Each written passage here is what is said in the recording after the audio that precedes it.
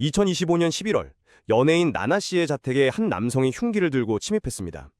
나나 씨는 가족을 지키기 위해 강도와 격투를 벌여서 그를 제압했죠. 그런데 사건은 여기서 끝나지 않았습니다. 구속된 강도가 오히려 나나 씨를 과잉 대응을 이유로 고소하는 참 납득하기 어려운 상황이 벌어졌습니다. 네, 맞습니다. 이게 한 개인의 사건을 넘어서 우리 사회 전체가 좀 고민해봐야 할 법적 또 철학적인 딜레마를 던져준 셈이죠. 바로 그겁니다. 내 가족의 생명이 위협받는 그 절체절명의 순간에 나 자신과 소중한 사람을 지키기 위한 방어 행위는 과연 어디까지 정당성을 인정받을 수 있는가?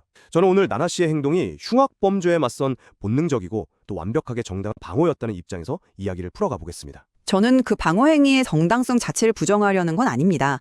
다만 모든 방어 행위에는 법적인 한계라는 게 존재하고 이 사건이 바로 그 한계가 어디인지에 대한 우리 사회의 깊은 성찰을 요구하고 있다는 관점에서 문제를 한번 짚어보겠습니다. 좋습니다. 그럼 제 입장부터 명확히 하겠습니다. 이 사건은 복잡하게 볼 필요가 없습니다. 흉기를 든 강도가 집에 침입해서 어머니를 위협했다. 사실 이것만으로도 게임은 끝난 겁니다. 법이 개인에게 허락하는 정당방위의 가장 교과서적인 사례거든요.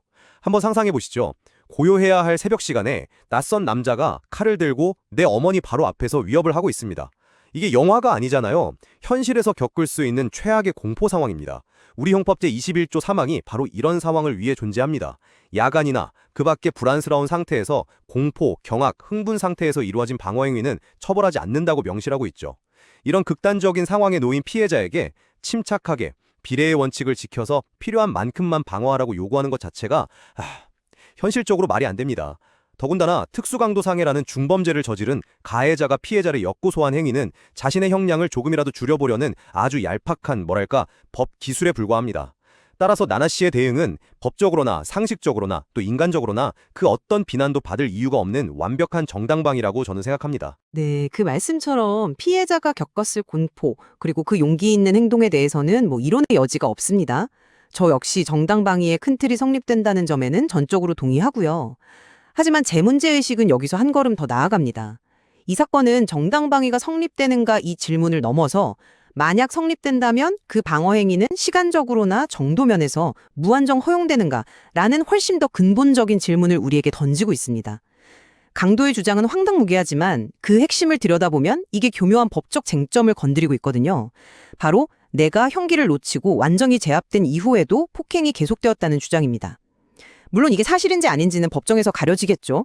하지만 이 주장 자체는 방어 행위의 시간적 한계라는 우리 법체계가 매우 중요하게 다루는 개념을 정면으로 겨냥하고 있습니다. 즉, 나를 향한 현재의 부당한 침해가 명백히 끝난 이후에도 계속되는 물리력 행사를 과연 방어라고 부를 수 있겠느냐는 겁니다. 법은 생존을 위한 방어권과 불필요한 보복 행위를 구분하려고 노력하기 때문이죠. 그래서 저는 이 사건을 단순히 용감한 피해자, 대비열한 가해자라는 선악구도로만 볼 것이 아니라 모든 방어 행위에 내재된 비례성과 보충성의 원칙이 현실의 극한 상황과 만났을 때 어떤 충돌이 일어나는지 그걸 살펴보는 계기로 삼아야 한다고 생각합니다. 바로 그 지점에서 의문이 생깁니다.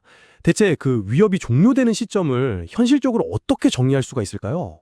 흉기를 손에서 놓쳤다고 해서 그 즉시 위협이 완전히 사라졌다고 단정할 수 있습니까? 저는 그 문제를 조금 다른 각도에서 봅니다. 법적으로는 현재의 부당한 침해가 사라진 시점을 말합니다.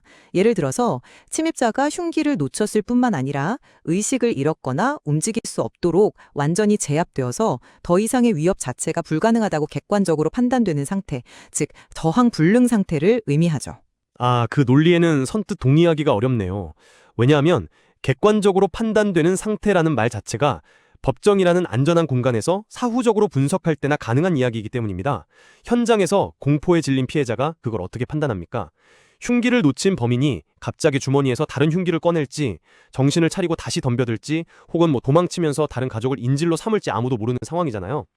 그런 칠흑 같은 불확실성 속에서 피해자에게 이제 상대가 저항 불능 상태에 빠진 것 같으니 내 행동을 멈춰야겠다라고 냉철하게 판단하라는 건 그건 인간에게 불가능한 것을 요구하는 겁니다. 진정한 의미의 위협 종료는 경찰이 도착해서 수갑을 채우는 바로 그 순간이라고 봐야 하지 않을까요? 물론입니다. 피해자에게 법률 전문가 수준의 판단력을 요구할 수는 없죠. 그 점은 법원도 충분히 고려할 겁니다. 하지만 법이 왜 굳이 저항 불능 상태라는 이 까다로운 개념을 설정해 두었는지를 생각해 볼 필요가 있습니다. 그건 바로 방호행위가 자칫 사적 보복이나 응징으로 변질될 가능성을 차단하기 위해서입니다. 만약 어떤 행위든 방어라는 이름으로 무한정 허용된다면 그 경계가 무너질 수 있다는 우려가 법리 기저에 깔려 있는 것이죠. 강도의 주장은 바로 이 법리의 허점을 교묘하게 파고드는 겁니다. 나의 위협은 끝났는데 그녀의 공격은 계속됐다. 그러므로 그 이후의 공격은 방어가 아니라 사적인 응징이었다라고 주장하면서 사건의 본질을 흐리려는 시도인 셈이죠. 사적 보복이라는 표현을 쓰셨는데 저는 그 프레임 자체가 이 사건의 본질을 왜곡한다고 봅니다. 강도 측은 나나 씨가 생명에 치명적인 급소를 가격했다는 점을 들어서 이게 방어를 넘어선 공격, 즉 생명을 해하려는 의도가 있었다고까지 주장합니다. 하지만 이것이야말로 현실을 완전히 무시한 궤변입니다. 절체절명의 순간에 범인의 신체 부위를 일일이 골라가면서 방어하라는 게 가당키나 합니까? 모든 행동은 가족을 지켜야 한다는 단 하나의 생존 본능에서 비롯된 겁니다. 격투 중에 우발적으로 어디를 가격했는지를 가지고 전체 행위의 의도를 재단하려는 시도 자체가 어불성설이죠. 흥미로운 지적이십니다. 그런데 저는 그 의도라는 문제를 이렇게 보고 싶습니다. 저 역시 나나 씨에게 생명을 해칠 고의가 있었다는 주장은 명백한 무리수라고 생각합니다. 하지만 상해의 고의성은 법적으로 조금 다른 차원의 문제입니다. 제가 말씀드리고 싶은 건 하나의 연속된 행위 안에서도 법은 때로 의도의 변화를 구분해내려 한다는 점입니다. 예를 들어보죠. 강도를 제약하기 위한 첫 번째 타격의 의도는 명백히 방어입니다. 하지만 만약 어디까지나 가정입니다만 상대가 완전히 의식을 잃고 쓰러져서 더는 위협이 되지 않는 상태에서 10번의 타격이 추가로 가해졌다면 과연 법원이 그 추가적인 타격의 의도 역시 최초의 방어 의사와 동일하다고 볼 것인가? 아니면 그 시점에서는 상해의 의사가 새로 생겨났다고 볼 것인가? 이 질문에 답해야 할 수도 있다는 겁니다. 물론 이 사건이 그렇다는 게 절대 아니고요. 다만 강도의 역고소가 바로 이처럼 연속된 행위를 인위적으로 분전해서 특정 구간의 의도만을 문제 삼으려는 전략이라는 점을 말씀드리고 싶습니다. 하지만 그건 너무 인위적인 분석 아닌가요? 피해자의 입장에서는 그 모든 과정이 단 하나의 사건, 즉 침입자를 막아내는 행위일 뿐입니다. 그걸 사후에 슬로우 모션 비디오처럼 분석해서 여기까지는 방어, 여기서부터는 공격, 이렇게 나누는 것 자체가 폭력적일 수 있습니다. 모든 행위는 최초의 공포와 생존 의지라는 단일한 동기에서 비롯된 하나의 연속체로 봐야 합니다. 법리가 현실의 경험을 너무 기계적으로 재단하려 드는 것 아닌가 하는 생각이 드네요.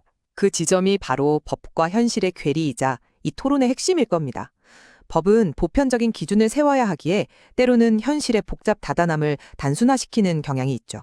그 과정에서 피해자가 억울함을 느끼는 지점이 발생하고요. 저는 이 사건을 통해 우리가 강도의 역고소가 갖는 사회적 의미에 대해 더 깊이 이야기해봐야 한다고 생각합니다. 맞습니다. 결국 이 모든 논란은 그 비상식적인 역고소 한 장에서 시작된 것 아닙니까? 저는 이 행위를 단순히 가해자의 방어권 행사라고 볼 수 없다고 생각합니다. 이건 명백히 사법 시스템을 악용해서 피해자를 흔들려는 전략적 행위입니다. 피해자에게 정신적 고통을 안겨서 합의를 유도하거나 재판에서 동정표를 얻어서 형량을 줄이려는 아주 계산된 행동이죠. 그렇기 때문에 나나 씨 측이 무고죄로 강경하게 대응하겠다고 밝힌 것은 굉장히 중요한 의미를 갖습니다.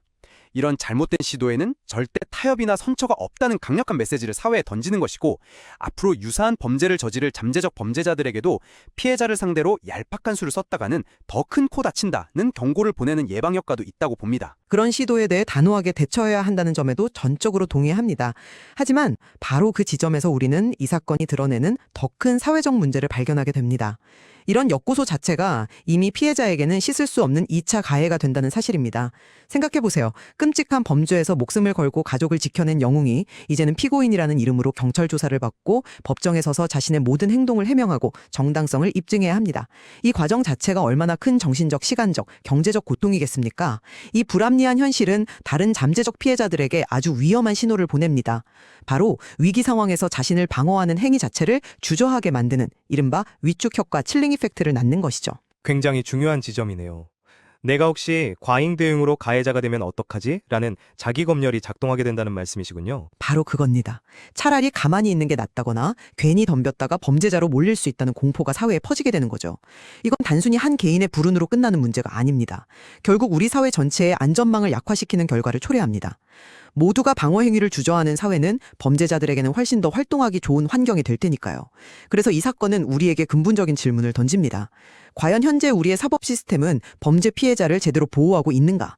범죄의 위협에서 살아남은 피해자를 법이라는 또 다른 위협으로부터는 어떻게 보호할 것인가 하는 문제입니다. 결국 이 사건은 나나 씨의 개인의 정당방위의 인정 여부를 넘어서 우리 사회의 사법 시스템이 피해자를 어떻게 대하는지에 대한 문제로 확장되는군요. 정리를 좀 해보겠습니다. 현재까지 드러난 사실과 대한민국 법원의 판례들을 종합적으로 고려해 볼 때 저는 나나 씨의 행동이 정당방위로 인정될 것이 거의 확실하다고 봅니다. 야간의 흉기 침입이라는 극단적 상황, 방어 행위의 연속성 등을 고려하면 법원이 과잉방위를 인정할 가능성은 매우 희박합니다. 강도의 고소는 자신의 죄를 덜려는 전략적 행동이었겠지만 오히려 무고죄라는 더 큰 처벌을 자초하는 자기 멋목을 잡는 결과로 이어질 가능성이 높습니다. 이 사건은 어떤 위급 상황에서도 자신과 가족을 지킬 권리가 무엇보다 중요하다는 사실을 우리 사회에 다시 한번 각인시키는 중요한 계기가 될 것입니다. 저 역시 법적인 결론이 나나 씨에게 불리하게 나오리라고는 전혀 생각하지 않습니다. 아마 무난하게 정당방위로 인정될 겁니다. 하지만 오늘 우리의 논의가 보여주듯 그 결론에 이르는 과정 자체가 문제입니다. 이 논의를 통해 우리는 정당한 방어 행위에도 한계라는 법적인 개념이 존재하며 특히 위협이 제거된 이후의 행위에 대해서는 사례적, 법적 고찰이 필요하다는 점을 확인했습니다. 그리고 무엇보다 중요한 것은 끔찍한 범죄의 피해자가 자신의 정당한 방어 행위를 법정에서 다시 한번 스스로 입증해야만 하는 이 불합리하고 고통스러운 상황입니다. 이것은 단순히 가해자가 비열하기 때문이라고만 탓할 것이 아니라 피해자를 두 번 울리는 현재 시스템에 근본적인 결함이 있는 것은 아닌지 우리 모두가 함께 풀어야 할 숙제임을 명백히 보여줍니다. 오늘 논의는 흉기를 든 침입자에 대한 방어 행위의 정당성 문제를 여러 각도에서 깊이 있게 살펴보는 기회였습니다. 한 개인의 용기 있는 행동에서 시작해서 방어 행위의 법적 한계, 그리고 피해자를 보호해야 할 사법 시스템의 역할이라는 더 큰 담론까지 나아갈 수 있었습니다. 법적으로는 비교적 명확한 결론이 예상되는 사건이지만 그 이면에는 이렇게 복잡한 쟁점들이 숨어 있었습니다. 이 사건의 자료 속에는 여전히 우리가 탐구해야 할 더 깊은 질문들이 남아 있습니다. 이 논의가 우리 사회가 피해자 보호 시스템을 한 단계 발전시키는 건강한 질문의 시작이 되기를 바랍니다.